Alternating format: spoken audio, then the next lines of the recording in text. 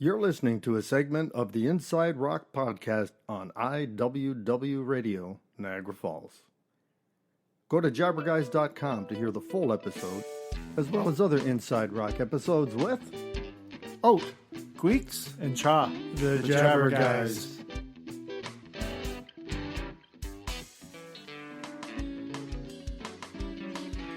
Welcome back to Inside Rock. This episode's about Fleetwood Mac. Yeah, we thought we'd dedicate this episode to some background on Fleetwood Mac, stuff that people didn't know. Yeah, we're going to do that. We're going to do that once in a while. We're going to pick a band and ones with particularly interesting backstories, right? And because Fleetwood Mac definitely has an interesting backstory and front story and middle story. Like, they're all over the place. Like, my dream job was being a rock and roll band. But the more we get into this stuff, maybe it's best we weren't. Do you do drugs? You're out. Okay. Well, what was that quote from Robin Williams? Cocaine is God's way of telling you have too much money. Oh, that's interesting. Oh, wow. Isn't that cool? Yeah, that's what Robin Williams said. Yeah, so. That explains why I have never even seen drugs in my life. Yeah, no. Same here. Yeah. No, don't do that stuff. Drugs are bad. Okay. So don't do drugs. Okay. Because drugs, they're bad. Okay. Oh, my gosh. All right. Here we go. So let's get into this actual podcast for Inside Rock. All right. Okay. All right. If we have to. So I guess we'll start with Mick Fleetwood. He seems to be he was the most prominent member of the band in the late 60s, right? He had dropped out of school, by the way, when he was 15. I don't know if you guys knew that. 15. 15 years old, and his parents encouraged him to pursue his music career. So he never graduated. Well, they probably knew he didn't stand a chance in school, so you got to try something. Well, Just want him out of the house. Yeah, go nuts, buddy. You'll do it. Go travel. Can you imagine him as a youngster? Just look at Mick Fleetwood. He's got that. Do you know? Hey, I just thought of something. His look was so absurd. Like when he plays the drums, his facial expressions and that, he's crazy. Dude, I first saw that video. I thought he was starting to stroke out. Oh yeah, he's like a madman. And curiously, they modeled Animal from Sesame Street after Mick Fleetwood. Did you is know that right? I didn't know that. Yeah, the drummer Animal. Well, he's got that going for him. Yeah. But I mean, you could see it when you think about Animal and Mick Fleetwood. It's like, oh yeah, I see it now, right? I'm gonna have to find something and put it in the show notes. I wonder if if I were him, I'd use that on a resume. Animal's face. Like he needs a resume. Yeah, I know. Oh, that's true. He starts out with, "Well, I stopped school when I was 15." That's it. So anyway, he had a military upbringing as well. His father was in the Royal Academy over in England, so they came from a very strict upbringing. So it's kind of weird that he would be allowed to quit school like that. That doesn't go hand in hand usually. You know? No, I'm sure there's more to that story that we don't know. Well, we got a lot more to talk about, so we're not going to get hung up on that. But there's a little bit about Mick Fleetwood, where he came from. So he formed a band. Well, actually, he joined a band. Was it his band or he joined a band? I'm not sure, but I mean, they did their first big concert in '67 at some blues concert. The Windsor Jazz and Blues Festival in England. Yeah, it was Peter Green who actually formed the band, the original band. Fleetwood Mac. Yeah, so it was Peter. The original members were Peter Green, Spencer was the Jeremy Spencer, John McVie. Yeah, but there was another guy. Fleetwood. There's another guy they replaced. Well, John McVie originally was in the band, but they had him leave, right? They had him leave because he didn't agree they were going to adapt horns and brass into the band. Yeah, so then he came over. They coaxed him to come over to Fleetwood Mac, and he replaces this guy named Bruning. That's right. Yeah, that's right. And then that was the first. That was the original lineup. For Fleetwood Mac. Yeah, for sure. Did you know Peter Green wrote Black Magic Woman? Oh, for sure. I didn't know that. Yeah, it's wow. And also Green Manalishi. Like, I only know that song from Judas Priest. Yeah. No, they have some. Well, there's a good example of a song that was covered and did way better than the original, right? So when Santana covered it in the '70s, it was a huge hit. But Peter Green, he came up with the name Fleetwood Mac, and him being the founding member. He didn't use his own name in Mick Fleetwood and John McVie. That's where it came from, right? Fleetwood Mac. Yeah, exactly. Yeah. But that's how generous he was with the rest of the band. He also gave creative control to the other members as well. Like, it's amazing that. But he was really talented. Oh, Peter Green was very talented. Obviously very confident, too. Absolutely, for sure.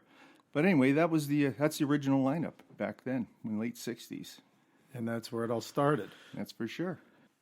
Also, Mick Fleetwood was actually, for a short period, part of the same band with Rod Stewart. Rod Stewart. Yeah, There it was you in go. the mid-60s.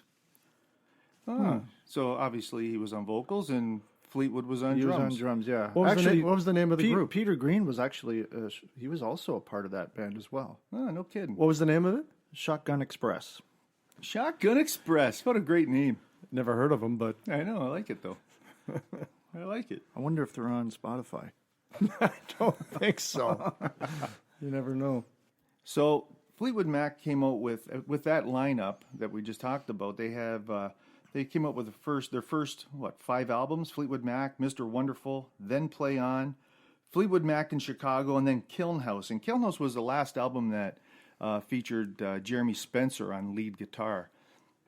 Yeah, he kind of went out in left field, didn't he? Yeah, he went out for to buy a newspaper during one of the recording sessions. He went, I got to go get a paper. Went out and bought a paper and never came back. Never came back. Yeah. Squirrel. Never came back. He joined basically a religious cult. Yeah, I can see that. Newspaper, join a cult. Yep. Yep. That's what happened to him. So Is he still alive today? How old would he? Yeah, he's still alive. He's 72. He was born in 1948. So, yeah, he's still alive. He's probably kicking himself now, or not. Or he's happy with his cult. Who Or knows? he's happy. That's right. Who knows? Yeah, Fleetwood Mac had massive lineup changes over the course of their career. They've had 14 lineup changes in Fleetwood Mac. 14. 14. Yeah, but anyway. But they still have some original members.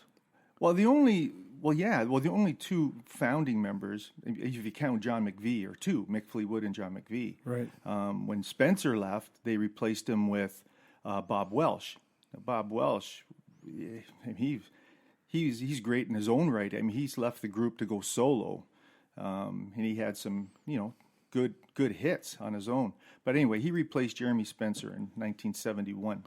Although they lost Jeremy Spencer, who was a pretty good guitarist, they gained a critical piece of their band was Christine McVie. Her maiden name was Christine Perfect. Christine Ann Perfect. Right. She married John McVie.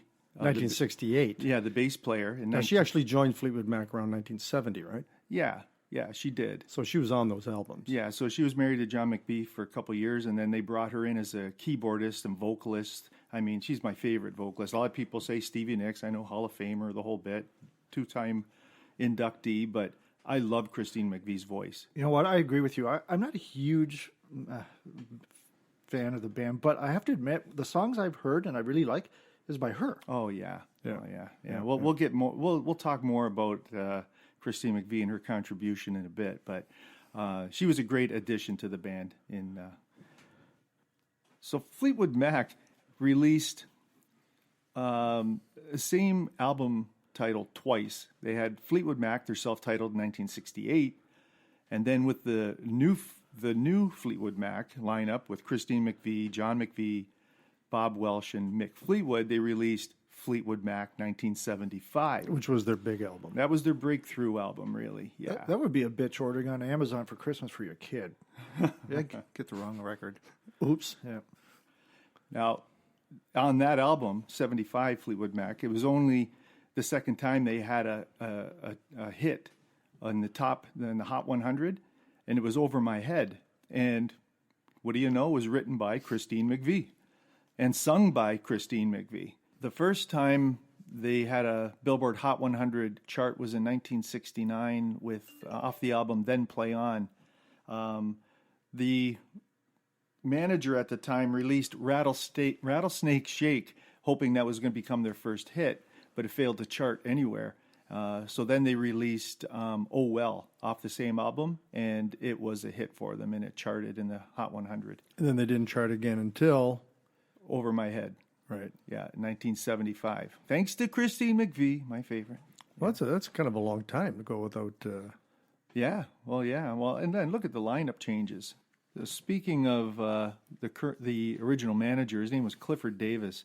Clifford Davis, he was kind of a control freak. Back in '74, Fleetwood Mac was on tour, and the tour had kind of gone off the rails, and Clifford Davis had committed them without their consent to a bunch of tour dates and venues that they weren't willing to do. So Clifford Davis... Well, they were already burnt out. Burnt out, and the tour wasn't going that well anyway. So Clifford Davis, using the name Fleetwood Mac, booked a bunch of dates and gave them the ultimatum. You play these dates or I'll get somebody that will. And that's what he did. He got fill-in musicians, and people were buying tickets for Fleetwood Mac, hoping to see Fleetwood Mac, but they were seeing a different version of Fleetwood Mac with none of the members. And what they would do before at the shows, Clifford Davis would have somebody make an announcement that Mick Fleetwood, got sick and he couldn't make the show. So you're seeing this version of Fleetwood Mac. And instead of refunding, which he should have done, offered refunds to people. So it was a big scam. So there was a big legal battle in '74 over who actually owned the name Fleetwood Mac. Clifford Davis thought it was him because he had been in charge since 1967. He thought he could do what he wanted. And a big money grab, really. You imagine buying a ticket, front row ticket, yeah, sweet. Instead of getting Stevie Nicks, you get this 300-pound toothless guy. Not close enough. Stevie Nicks wasn't there yet. This was before Buckingham and Nicks. That's right. It was to make my story funny, but thanks for destroying it. Just to have the continuity correct, that's all. So ultimately, the band, they won the battle. And I mean, that could have been really damaging to the band's reputation, out there. Really. Especially if they really believed it was them. Yeah, would you take a chance after hearing that there's a fake Fleetwood Mac touring? I would never buy another ticket to a Fleetwood Mac show. Yeah, he thought he was doing well. He did more damage than... Oh, he probably did more damage at the time. But sure. And now we're getting to the biggest lineup change that, was their best thing. Two new members. Oh, the best thing they ever did. They auditioned Stevie Nicks and Lindsey Buckingham. And, John McVie, when he heard them do harmonies and at the audition, he said he had goosebumps. He knew immediately that this was what they needed for the band. They needed harmonies. You were asking me about Christy McVie, if she'd be upset because she was the vocalist, right? Right. But, I mean, really, they needed harmonies. They were just kind of one-dimensional. Yeah, but Stevie Nicks started to take on more the lead vocal after she came in. Well, you know what? To be honest, when I think of that band, I think of those two. Yeah? I do. Well, you mean Buckingham and Nicks? Yeah. Well, I mean, I'm sure the majority does as well, unless you're a real Fleetwood Mac freak. Yeah, well, like I said, I like Christine McVie. I always have. But I do too. But you're right. I mean, without without adding those two, I mean, they wouldn't be what they were. There's just no way. It's what they needed, right? So Stevie Nicks, not only being a vocalist, I mean, she's a great songwriter as well. It was thanks to, I thought he was going to say, because she's hot. Yeah, she's not that hot. Yeah, she's cute. Yeah, she's all right. Would you see a picture of her from 2019 or something? She's cute.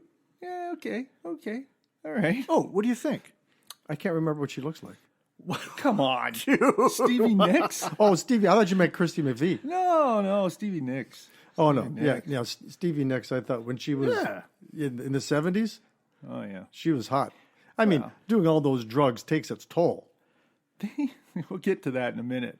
But they were the biggest cokeheads on the planet when they were making Rumors. And let's talk about Rumors then. I mean, that was their next big release, right? After adding Buckingham and Nicks. And it was a massive, massive hit. It still continues to sell millions of albums. It's crazy. Oh, my gosh. Yeah, it just keeps selling and selling. It's just timeless, Rumors. Thanks for listening to this segment of the Inside Rock Podcast.